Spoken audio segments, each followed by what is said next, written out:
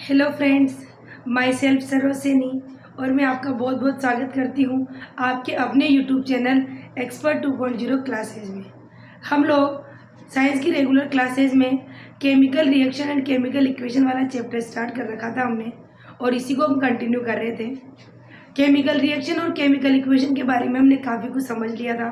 साथ में हमने केमिकल रिएक्शन के जो दो पार्ट होते हैं उनके बारे में पढ़ लिया था, और साथ में हमने ये भी देख लिया था कि केमिकल इक्वेशन जो होती है उसमें केमिकल जो रिएक्शन होती है और इक्वेशन होती है वो बैलेंस्ड और अनबैलेंस्ड दोनों टाइप की होती है, और उनको हम बैलेंस करना भी सीख चुके थे। हमने ये भी सीख लिया था कि जो अनबैलेंस इक्वेशन होती है उसे हम हिट एंड ट्रायल मेथड से बैलेंस कर सकते हैं। और हिट एंड ट्रायल मेथड का मतलब होता है कि जो भी आपको डिजिट दे रखी है उसे आप मिनिमम से मिनिमम डिजिट से मल्टीप्लाई करके और उसे हम बैलेंस करते हैं। तो यहाँ तक का पोर्शन हमने कंप्लीट कर लिया था। अब हम चलेंगे आज नेक्स्ट टॉपिक की ओर, केमिकल रिएक्शंस के टाइप यानी रासायनिक अभिक्रियाओं के प्रकार। तो देखो, इस एनवायरनमेंट में बहुत सारे एग्जाम्पल ऐसे हैं जहाँ पर किसी के टूटने, जुड़ने, परिवर्तन होने की वजह से नए नए पदार्थ बनते रहते हैं। तो इन्हीं परिवर्तनों को देखते हुए और इन्हीं बनने, बिगड़ने, टूटने, जुड़ने के प्रोसेस को देखते हुए रासायनिक अभिक्रियाओं को बहुत सारे टाइप्स में डिवाइड किया गया है। यानी हम यहाँ पर नॉर्मल जो रिएक्शन डिस्कशन करेंगे उनके अलावा भी वैसे बहुत सारे टाइप की रिएक्शंस होती हैं जो एनवायरनमेंट में घटित होती हैं, लेकिन हम यहाँ पर कुछ इंपॉर्टेंट उन अभिक्रियाओं के बारे में पढ़ेंगे जो मेन हम मोटे तौर पर समझ सकते हैं। क्योंकि वैसे तो अभिक्रियाओं की अभिक्रियाएं, फिर उनकी अभिक्रियाएं, जैसे केमिस्ट्री के अंदर काफ़ी ज़्यादा डीप स्टडी अगर अपन करें तो बहुत ज़्यादा अभिक्रियाएं होती जाती हैं, लेकिन हम यहाँ पर केवल उन अभिक्रियाओं को पढ़ेंगे जो नॉर्मल वे में नेचर में होती हैं। चलिए स्टार्ट करते हैं हम लोग टॉपिक के साथ, रासायनिक अभिक्रियाओं के प्रकार। तो देखो, रासायनिक अभिक्रियाएं बहुत सारे प्रकार की होती हैं। हम पहले उनका नाम लिख लेते हैं, फिर उनको डिटेल में पढ़ेंगे। देखिए, फर्स्ट अभिक्रिया है संयोजन अभिक्रिया। संयोजन या इसको संकलन भी कहते हैं। संकलन अभिक्रिया, संकलन को इंग्लिश में बोलते हैं combination equation. Combination equation. Second होती है अपघटन या वियोजन अभिक्रिया। वियोजन या अपघटन अभिक्रिया। वियोजन को कहते हैं डीकम्पोजिशन। डीकम्पोजिशन अभिक्रिया, रिएक्शन। थर्ड हम बात करें विस्थापन। इसे विस्थापन या प्रतिस्थापन दोनों कह सकते हैं। दोनों का मतलब एक ही होता है। प्रतिस्थापन और प्रतिस्थापन का मतलब होता है डिस्प्लेसमेंट। प्रतिस्थापन, displacement reaction, displacement. Next for द्विविस्थापन। द्विविस्थापन, द्विविस्थापन यानी double displacement. Double displacement. Displacement और डबल डिस्प्लेसमेंट। इसके बाद नेक्स्ट फिफ्थ नंबर की हम बात करें अवक्षेपण अभिक्रिया। अवक्षेपण, अवक्षेपण अभिक्रिया। Precipitation equation. Precipitation reaction. Next six की हम बात करें तो सिक्स हम पढ़ेंगे ऊष्माक्षेपी अभिक्रिया। ऊष्माक्षेपी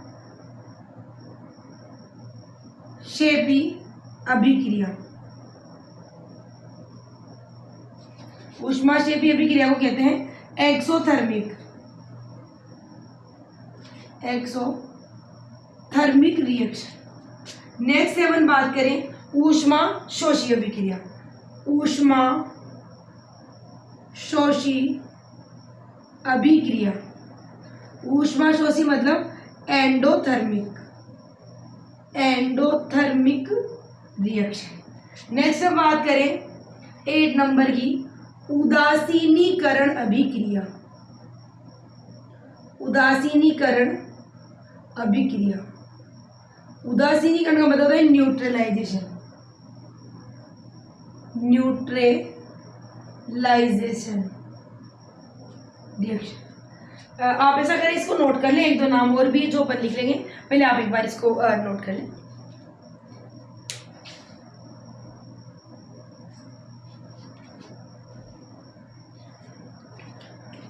चलिए बाकी ये दो नाम हम ये लिख देते हैं, यहाँ पर लिख देते हैं।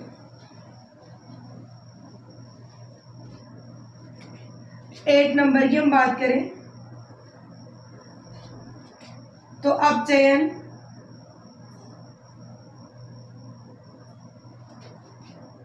अभिक्रिया। अपचयन को बोलते हैं ऑक्साइडेशन। नेक्स्ट हम पढ़ेंगे उपचयन अभिक्रिया। उपचयन अभिक्रिया, उपचयन को बोलते हैं रिडक्शन अभिक्रिया, रिडक्शन। नेक्स्ट 10 नंबर सिर्फ कर देते हैं, ये लिख लिया आपने।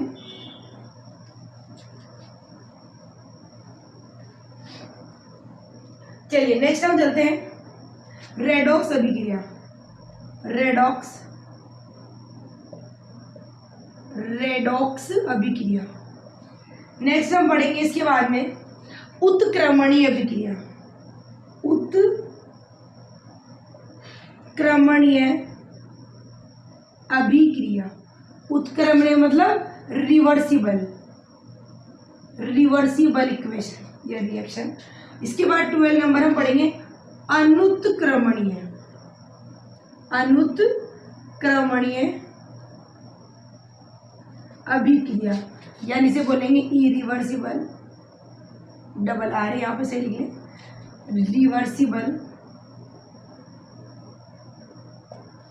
यानी इतने सारे टाइप की इक्वेशन है जो हम यहाँ पर पढ़ने वाले हैं, तो आप इसको नोट करें। उसके बाद हम लोग चलेंगे संयोजन वगैरह, उसके बारे में समझेंगे, फिर वियोजन पढ़ेंगे। तो इस सीक्वेंस हम लोग सारे पढ़ने वाले हैं, आप एक बार से नोट कर लें।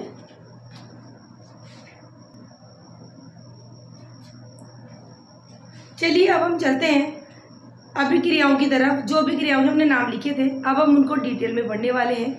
तो सबसे पहले हम बात करते हैं नंबर फर्स्ट, संयोजन अभिक्रिया।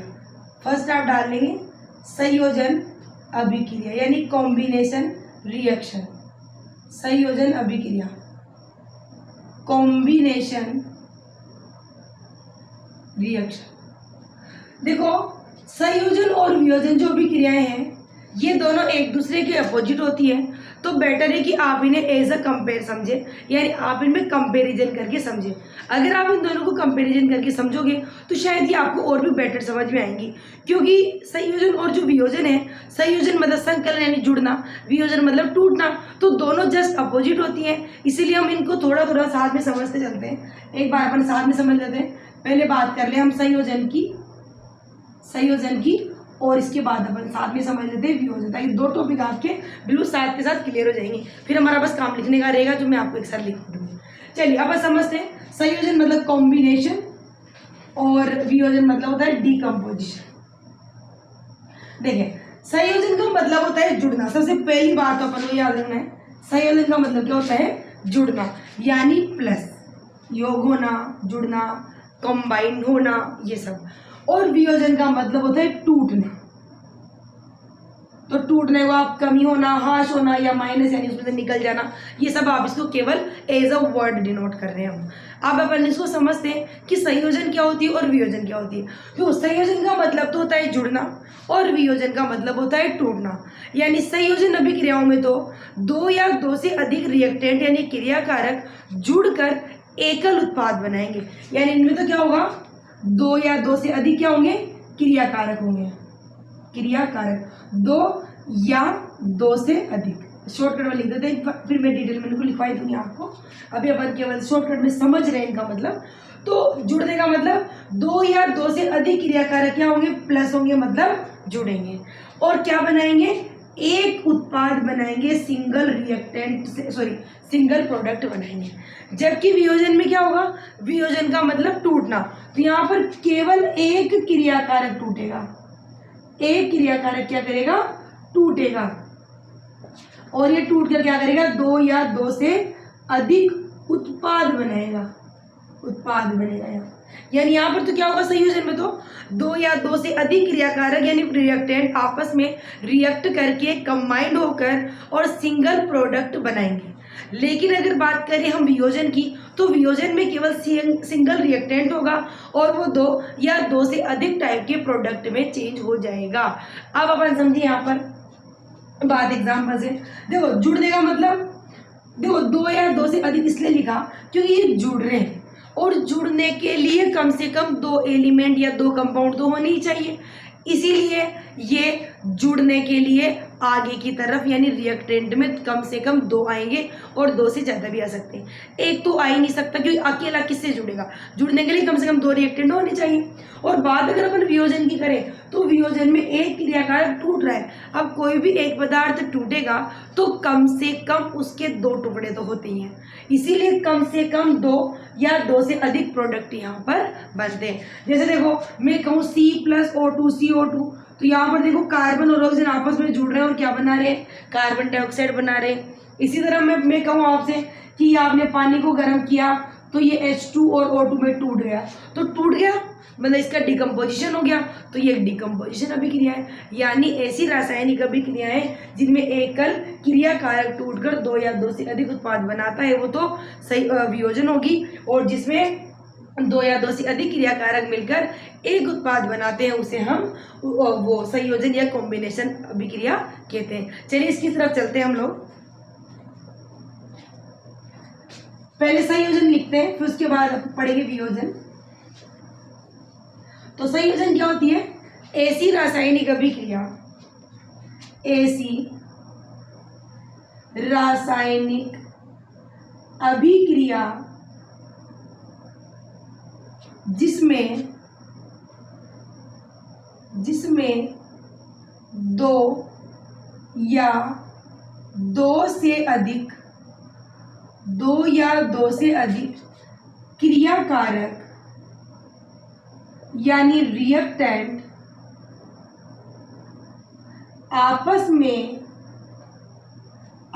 में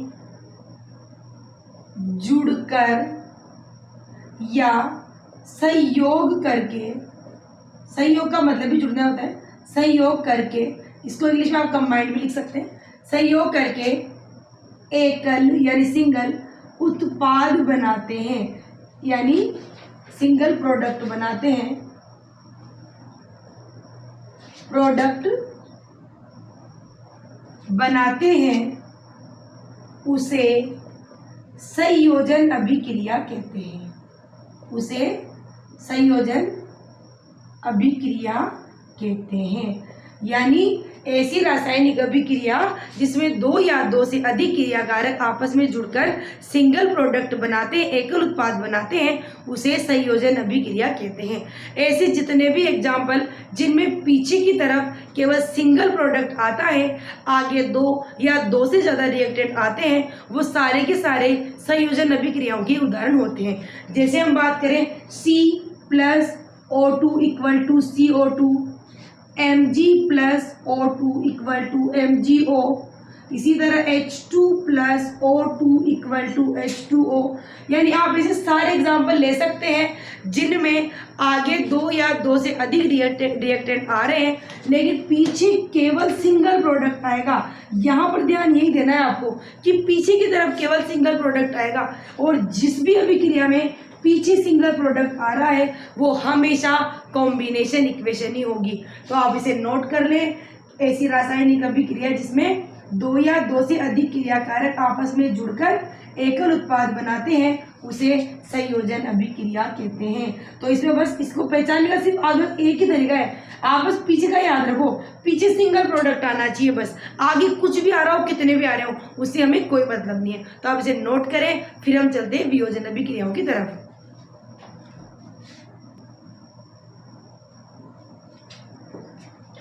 चलिए अब हम चलते हैं अपघटन अभिक्रियाओं की तरफ। जैसा कि अभी हमने डिस्कस किया था कि जो अपघटन अभिक्रियाएं होती है इनमें कोई भी एकल क्रियाकारक टूटकर या वियोजित होकर दो या दो से अधिक उत्पाद बनाता है।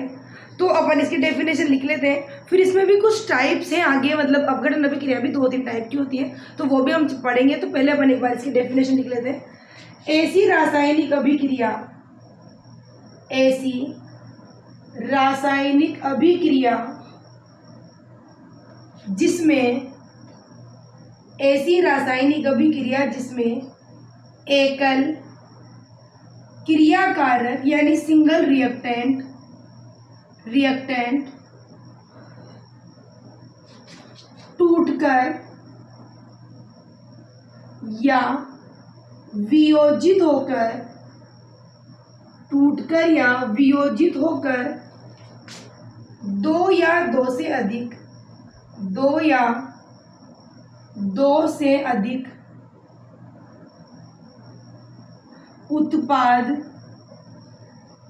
उत्पाद को क्रियाफल भी कह सकते हैं आप, याद रखना, क्योंकि क्रियाफल और उत्पाद दोनों प्रोडक्ट ही होते हैं। तो ऐसी रासायनिक अभिक्रिया जिसमें एकल क्रियाकारक टूटकर या वियोजित होकर दो या दो से अधिक उत्पाद बनाता है उसे वियोजन अभिक्रिया या अपघटन अभिक्रिया कहते हैं। वियोजन अभिक्रिया यानी डीकम्पोजिशन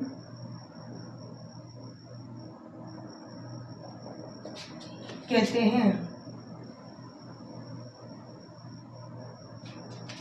जैसे देखिए, हम जब पानी को गर्म करते हैं तो पानी को इलेक्ट्रिसिटी यानी विद्युत से, इलेक्ट्रिसिटी यानी विद्युत, आप चाहे तो विद्युत भी लिख सकते हैं, इलेक्ट्रिसिटी से गर्म करते हैं तो ये H2 और O2 में चेंज हो जाता है।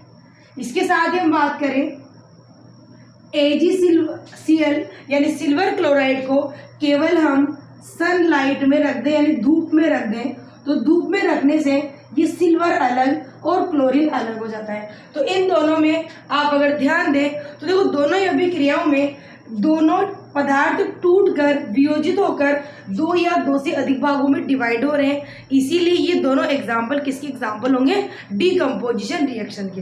अब देखो, यहाँ पर हमने जो इलेक्ट्रिसिटी लिखी, सनलाइट लिखी, इसका क्या मतलब है? तो इसका मतलब ये है कि पदार्थ को तोड़ने के लिए हमें एनर्जी की जरूरत पड़ती है। कोई भी पदार्थ कभी भी रखे रखे अपने आप नहीं टूट सकता, उसे तोड़ने के लिए किसी न किसी रूप में एनर्जी देनी पड़ती है। आप उसे इलेक्ट्रिसिटी की फॉर्म में एनर्जी दे सकते हैं, सनलाइट यानी धूप की फॉर्म में दे सकते हैं, या फिर कभी कभी हम उसको हीट यानी टेम्परेचर से भी गर्म करके तोड़ सकते हैं। तो इसी टाइप पर, जिस टाइप से अलग अलग टाइप से एनर्जी दी जा सकती है पदार्थ को तोड़ने के लिए, उसी टाइप से इन्हें हम 3 भागों में कैटेगराइज करते हैं। यानी जो वियोजन अभिक्रियाएं होती है वो 3 प्रकार की होती है। समझेंगे आप, वियोजन अभिक्रियाएं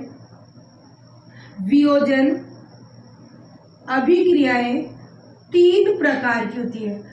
3 प्रकार की होती है। यहाँ पर मतलब समझने वाली बात यह है कि ये जो 3 प्रकार की अभिक्रियाएं बांटी गई है, डिवाइड की गई है, वो यहाँ पर ये जो ऊर्जा दी जा रही है, एनर्जी दी जा रही है रिएक्टेंट को तोड़ने के लिए, उसी के अनुसार इनको डिवाइड किया गया है। जैसे अगर आप हीट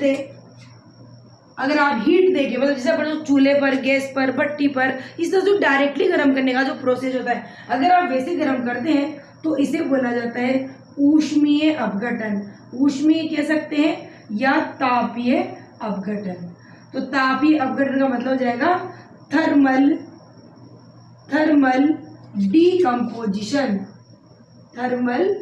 डीकम्पोजिशन। इसके अलावा अगर हमें किसी भी पदार्थ को तोड़ने के लिए इलेक्ट्रिसिटी यानी विद्युत धारा की फॉर्म में दी है तो इसे कहेंगे विद्युत अपघटन।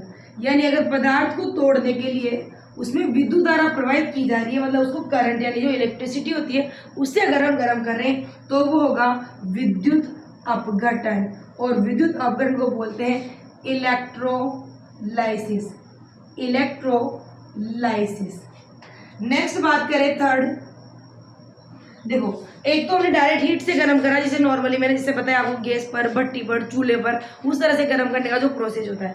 नेक्स्ट हम बात कर रहे हैं विद्युत इलेक्ट्रिसिटी से देने की, जिसे इलेक्ट्रोलाइसिस कहते हैं। और थर्ड देखो, जिसे यहाँ पर हमने लिख रखा है सनलाइट, यानी हम सूर्य के प्रकाश में भी पदार्थों का अपघटन कर सकते हैं, तो इसे कहते हैं प्रकाश अपघटन, प्रकाश अपघटन। और प्रकाश अपघटन को बोलेंगे फोटो लाइसिस, फोटोलाइसिस रिएक्शन। यानी डिकम्पोजिशन रिएक्शन में जो रिएक्टेंट होता है वो टूटकर दो या दो से अधिक प्रोडक्ट बनाता है। लेकिन कोई भी पदार्थ अपने आप रखा रखा नहीं टूट सकता, उसे तोड़ने के लिए किसी न किसी फॉर्म में एनर्जी दी जाती है। अब वो एनर्जी सनलाइट की फॉर्म में दी जा सकती है, इलेक्ट्रिसिटी की फॉर्म में दी जा सकती है, या उसके अलावा हीट की फॉर्म में दी जा सकती है। और इसी बेस पर हमने जो ये डिकम्पोजिशन रिएक्शन होती है उन्हें तीन भागों में कैटेगराइज किया है।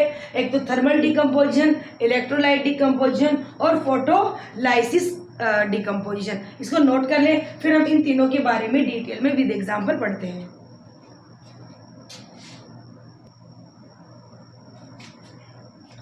चलिए अब हम चलते हैं फर्स्ट की तरफ, ऊष्मीय अपघटन। ऊष्मीय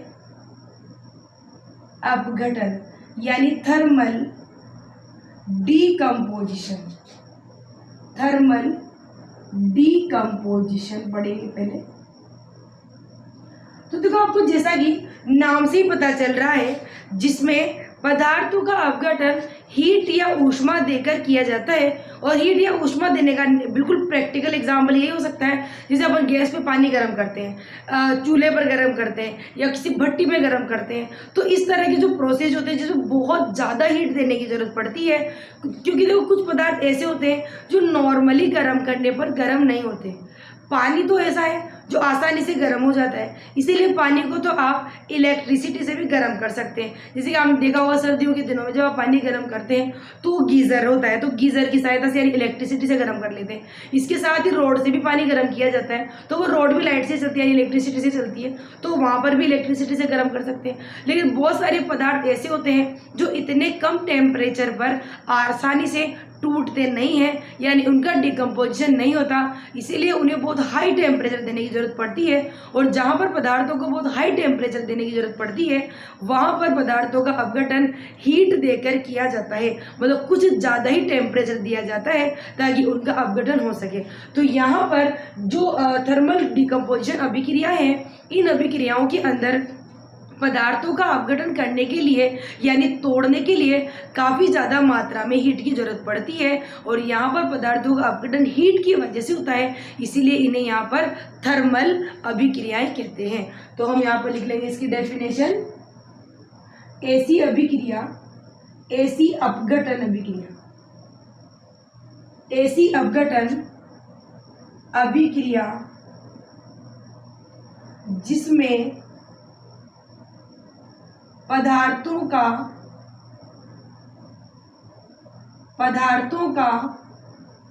अपघटन ऊष्मा या ताप देकर किया जाता है, ऊष्मा या ताप देकर किया जाता है, उसे ऊष्मीय अपघटन कहते हैं। उसे ऊष्मीय या तापीय अपघटन कहते हैं, तापीय अपघटन कहते हैं। यानी जिन पदार्थों को ऊष्मा या ताप देकर डिकम्पोजिशन किया जाता है उन अभिक्रियाओं को ऊष्मीय अपघटन या तापीय अपघटन अभिक्रिया कहते हैं। जैसे देखो आयरन सल्फेट, आयरन सल्फेट एक बहुत ही सॉलिड पदार्थ होता है, इसे आसानी से तोड़ा नहीं जा सकता, इसीलिए इसे हीट, देखो हीट का ऐसा टेम्परेचर, ऐसा वो ट्रायंगल शेप में एक वो बनता है, इसे ये हीट का ही साइन होता है, यानी इसको वैसे डेल्टा भी पढ़ सकते हैं। यानी हीट के लिए होता है, बहुत ज़्यादा टेम्परेचर दे रहे हैं आप, हीट दे रहे हैं, यानी ऊष्मा भी आप हिंदी में कह सकते हैं उसको, ऊष्मा। तीनों में से आप कुछ भी लगाएं, बस तीनों में से एक लगाना है आपको। तो जब इसे गर्म करेंगे हीट देकर तो ये Fe2O3 plus SO2 plus SO3 में डिवाइड हो जाता है। यानी यहाँ पर ये आसानी से गर्म होकर टूटता नहीं है, इसीलिए इसको हीट देकर गर्म करते हैं तो ये आयरन ऑक्साइड, सल्फर डाइऑक्साइड और सल्फर ट्राइऑक्साइड गैसों में टूट जाता है। इसके अलावा हम बात करें कैल्शियम कार्बोनेट की। देखो कैल्शियम कार्बोनेट एक तरह से पत्थर जैसा ही होता है, क्योंकि पत्थर का फॉर्मूला भी कैल्शियम कार्बोनेट यानी CaCO3 होता है। तो आप पत्थर के बारे में, सीमेंट के बारे में, जो काफ़ी सॉलिड पदार्थ होते हैं उनके बारे में आप पहले से जानते हैं कि वो इतने ज़्यादा सॉलिड होते हैं कि इन्हें नॉर्मल टेम्परेचर पर गर्म करके तोड़ा नहीं जा सकता, इसीलिए इनको भी बहुत ज़्यादा हाई टेम्परेचर देना पड़ता है। तो यहाँ पर इसको भी हम हीट देकर गर्म करेंगे, तो एक तो कैल्शियम ऑक्साइड बनेगा और एक कार्बन डाइऑक्साइड गैस रिलीज होगी। इसके बाद देखो, ये आप एग्जाम्पल नोट कर लेना। इसके बाद हम चलेंगे सेकंड, पहले हम साथ में लिख लेते हैं, उसके बाद आप एक साथ नोट कर लेना। सेकंड की हम बात करें, सेकंड वाला था हमारा विद्युत अपघटन। विद्युत अपघटन यानी इलेक्ट्रोलाइसिस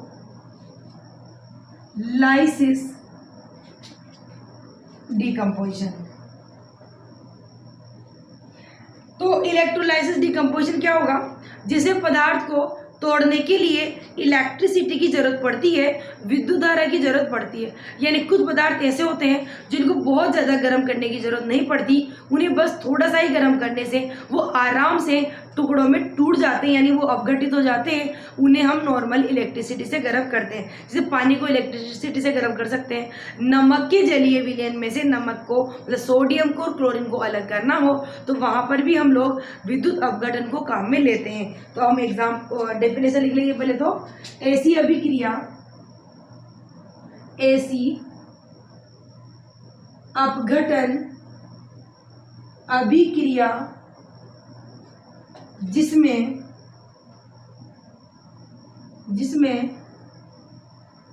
पदार्थों में विद्युत धारा प्रवाहित करके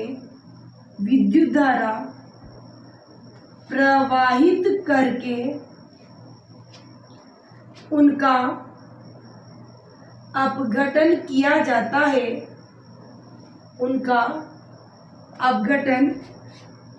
जाता है, उन्हें या उसे विद्युत अपघटन कहते हैं।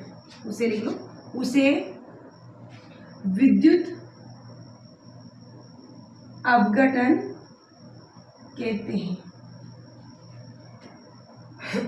एग्जाम्पल लिख लेंगे इसके, एग्जाम्पल इसका ही हो जाएंगे। एग्जाम्पल लिख लेंगे, जैसे पानी को गर्म करते भी मैंने बताया था आपको, तो पानी को इलेक्ट्रिसिटी से गर्म कर सकते हैं, क्योंकि पानी काफी नॉर्मल टेम्परेचर पर ही गर्म हो जाता है। इलेक्ट्रिसिटी को आप चाहे तो हिंदी में विद्युत लिख लें, तो इलेक्ट्रिसिटी से गर्म करेंगे तो ये H2 और O2 में टूट जाएगा। इसी तरह नमक को भी अपन जब इलेक्ट्रिसिटी से गर्म करते हैं, विद्युत से गर्म करते हैं, तो इसमें सोडियम अलग हो जाता है और क्लोरीन आयन अलग हो जाते हैं। तो आप इसे नोट करें, उसके बाद हम चलते हैं इसके थर्ड वाले टॉपिक की तरफ।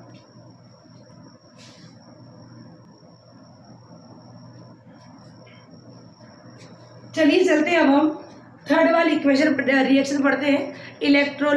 फोटोलाइसिस यानी प्रकाश अपघटन, यानी इन अभिक्रियाओं में जो पदार्थों का अपघटन होगा वो सूर्य की प्रकाश यानी सनलाइट में होगा। देखो बहुत सारे पदार्थ ऐसे भी होते हैं जिनको बिल्कुल न के बराबर टेम्परेचर देने पर भी उनका अपघटन हो जाता है, जैसे कि सिल्वर क्लोराइड, सिल्वर ब्रोमाइड, ये ऐसे पदार्थ होते हैं जो आसानी से अपघटित हो जाते हैं। आप इसके पीछे एक और रीजन होता है, क्योंकि वो सिल्वर जो होती है, जो चांदी होती है, वो बहुत ही कम रिएक्टिव होती है, इसलिए वो जनरली पदार्थों से क्रिया बहुत ही कम करती है। इसीलिए उसमें से क्लोरीन या किसी भी अशुद्धि को अलग करना ज़्यादा मुश्किल काम नहीं होता। थोड़ा सा भी अगर उसको टेम्परेचर मिल जाता है तो वो आसानी से उस पदार्थ को छोड़ देती है।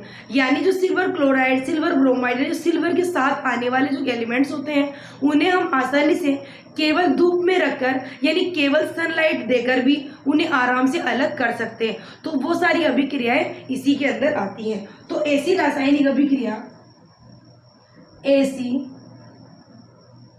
रासायनिक अभिक्रिया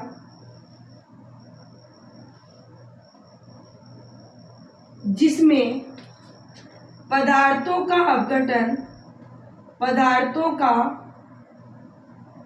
अपघटन सूर्य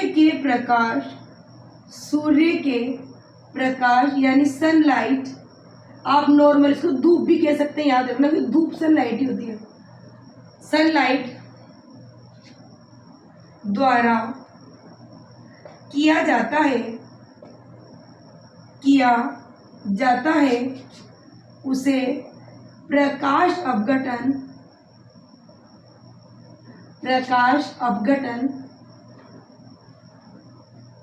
कहते हैं। और ये एग्जाम्पल लिख लेंगे आप इसके,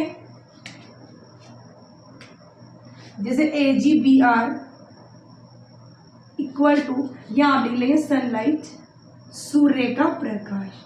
सूर्य के प्रकाश के लिए hν भी नोट करते हैं, याद रखना, क्योंकि hν सूर्य की ऊर्जा जो होती है उसे hν में ही डिनोट करते हैं। इसलिए सनलाइट अगर आपको याद ना आए तो hν याद रखना, ये v नहीं है, ये न्यू है, फ्रीक्वेंसी के लिए जो लिखते हैं, आवृत्ति के लिए, वो है। तो AgBr equal to Ag plus Br bromine gas होती है और सिल्वर जो है वो चांदी होती है। इसी तरह AgCl, इसे भी सनलाइट में यानी धूप में रखने पर ये Ag और Cl2 के रूप में बदल जाती है। तो यहाँ तक नोट करें आप, उसके बाद चलते हैं आगे, बात करते हैं।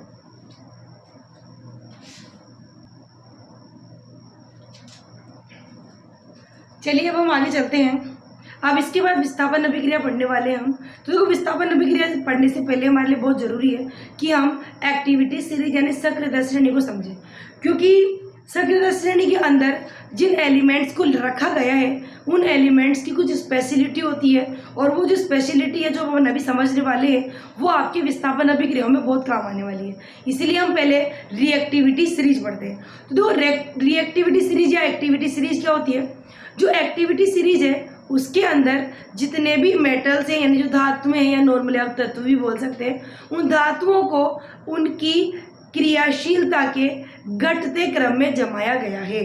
घटते क्रम का मतलब है ऊपर ही ऊपर ज़्यादा क्रियाशील, फिर उसके नीचे कम, उसके नीचे कम, कम कम, इस तरह से उसे डिसेंडिंग ऑर्डर में अरेंज करके मेटल्स की क्रियाशीलता को बताया गया है। यानी अगर आपको नॉर्मली पता नहीं हो कि कौन सी मेटल किससे ज़्यादा रिएक्टिव है, कम रिएक्टिव है, तो आप इस एक्टिविटी सीरीज को देखकर आराम से ये पता लगा सकते हैं कि जो मेटल आपको 2 या 3 दी गई है उनमें ज़्यादा रिएक्टिव कौन सी होगी और कम रिएक्टिव कौन सी होगी। तो जो एक्टिविटी सीरीज जो होती है यानी सक्रियता श्रेणी जो होती है उसमें धातुओं को उनकी क्रियाशीलता के डिसेंडिंग ऑर्डर में यानी अवरोही यानी घटते क्रम में जमाया गया है, और इसके आधार पर हम किसी भी तत्व के बारे में या किसी भी धातु के बारे में ये पता लगा सकते हैं कि कौन सी धातु किससे ज़्यादा क्रियाशील है। तो इसकी डेफिनेशन लिख लेते हैं हम। ऐसी श्रेणी तत्वों की या धातुओं की, तत्वों ये नॉर्मल धातुओं के लिए होती है इसलिए धातु लिखी जाती है, बाकी तत्वों के लिए भी आती है। धातुओं की ऐसी श्रेणी या सूची के दो जिसमें तत्वों को, धातु भी लिख सकते हैं आप यहां पर, तत्वों को उनकी क्रियाशीलता,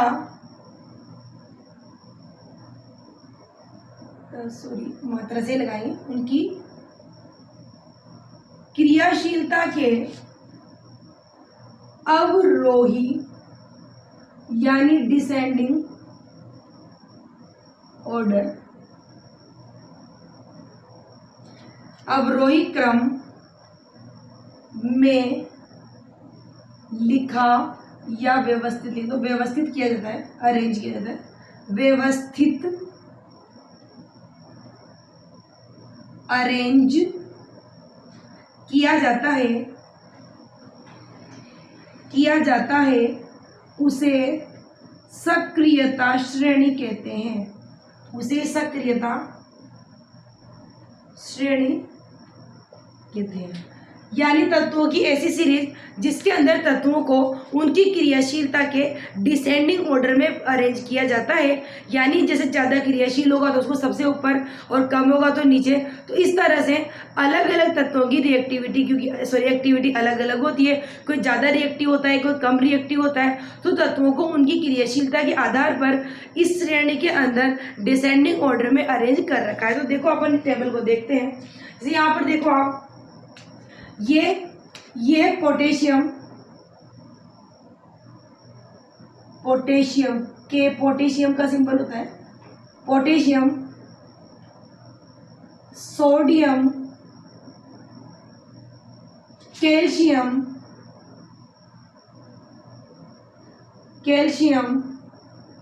ये मैग्नीशियम, Mg, मैग्नीशियम, ये एल्यूमिनियम,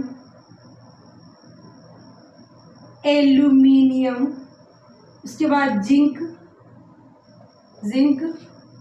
फेरस यानी आयरन, लोहा जो होता है, आयरन, लेड शीशे को बोलते हैं, ये हाइड्रोजन है, इसे हाइड्रोजन,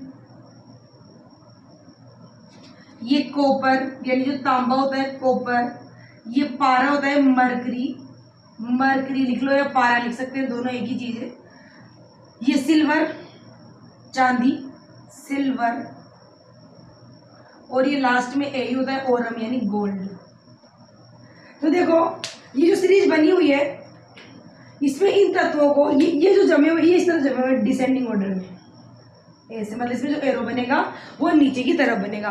तो नीचे की तरफ बनने वाला क्या हुआ कि जो ऊपर वाली मेटल है वो तो है बहुत ज्यादा रिएक्टिव, यानी ये जो ऊपर वाली चार है लगभग, ये तो है अधिक क्रियाशील, ज्यादा क्रियाशील, अधिक क्रियाशील,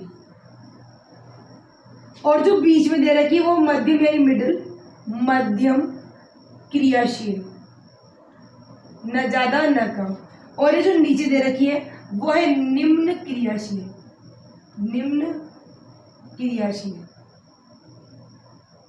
यानी देखो इस टेबल को अगर अपन ध्यान से देखें, आप इसकी यहाँ लाइन खींच लेना, ये इधर की डेफिनेशन लिख ली और इधर श्रेणी बनी हुई है, यानी देखो ये जो आपकी सग्र श्रेणी बनी हुई है इसमें ये जो तत्व दे रखे हैं, potassium, sodium, calcium, magnesium, aluminium, zinc, iron, lead, hydrogen, copper, mercury, silver, gold, ये डिसेंडिंग ऑर्डर में है। डिसेंडिंग मतलब सबसे ज्यादा क्रियाशील पोटेशियम होता है।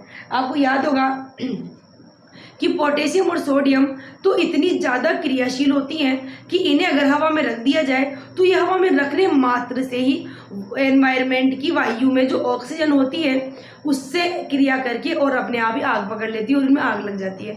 तो इन्हें आग लगने से बचाने के लिए केरोसिन में डुबोकर रखा जाता है, लेबोरेटरी वगैरह में भी जहाँ रखते हैं, क्योंकि ये पानी की ऑक्सीजन से तक भी क्रिया कर लेती है, इसीलिए ये तो बहुत ज़्यादा रिएक्टिव है। फिर नीचे चले ये कम है, ये थोड़ा कम है, ये थोड़ा कम है, ये फिर बीच में थोड़ी मिडिल आ गई, फिर ये सबसे कम। सोना सबसे कम होता है, इसका सबसे बड़ा उदाहरण है इसे, क्योंकि सोना आप पहनते हैं, गहने पहनते हैं, तो सोने काफ़ी सालों तक जैसा ही बना रहता है। आपके जो गहने होते हैं वो काफ़ी लंबे टाइम तक खराब नहीं होते। ये इसका सबसे बड़ा सबूत है कि जो गोल्ड होता है वो बहुत ही कम रिएक्टिव होता है।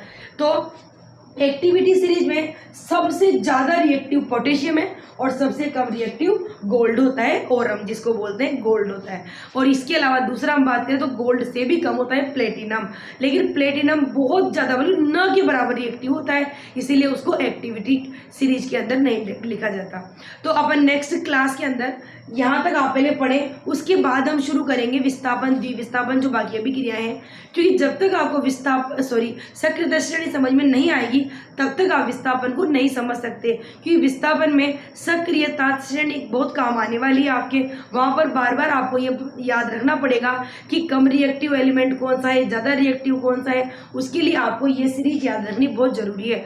आपको ज्यादा कोई याद रखने की जरूरत नहीं है, बस इसमें जो 13 नाम आपको दे रखे हैं बस इन 13 को सिक्वेंस से याद रख लें कि पोटेशियम से लेकर ओरम तक यानी गोल्ड तक एक के बाद एक कौन सा आ रहा है सीरीज में, कि ऊपर वाला हमेशा ज्यादा क्रियाशील होगा और नीचे वाला कम क्रियाशील होगा। तो इनकी जो रिएक्टिविटी टेबल के अंदर जो ये रिएक्टिविटी दे रखी है, इस रिएक्टिविटी के आधार पर ही हम लोग विस्थापन अभिक्रियाओं को समझ सकते हैं। तो जैसे अपन नेक्स्ट क्लास शुरू करेंगे कल, आप इसको पूरा पढ़कर आए, पूरा समझ कर आए और पूरा याद करके आए, ताकि आपको पता होना चाहिए कि कौन सी मेटल किस मेटल से कम रिएक्टिव है और ज़्यादा रिएक्टिव है। तब तक के लिए आप लोग अपना ध्यान रखना और हम आप लोगों से बाय बोलते हैं। साथ में आप लोगों को अगर इस टॉपिक के किसी भी टाइप का इशू हो तो आप प्लीज़ कमेंट बॉक्स में कमेंट करें, हम आपकी प्रॉब्लम को शॉर्ट आउट करेंगे। तब तक के लिए see you, take care, bye bye.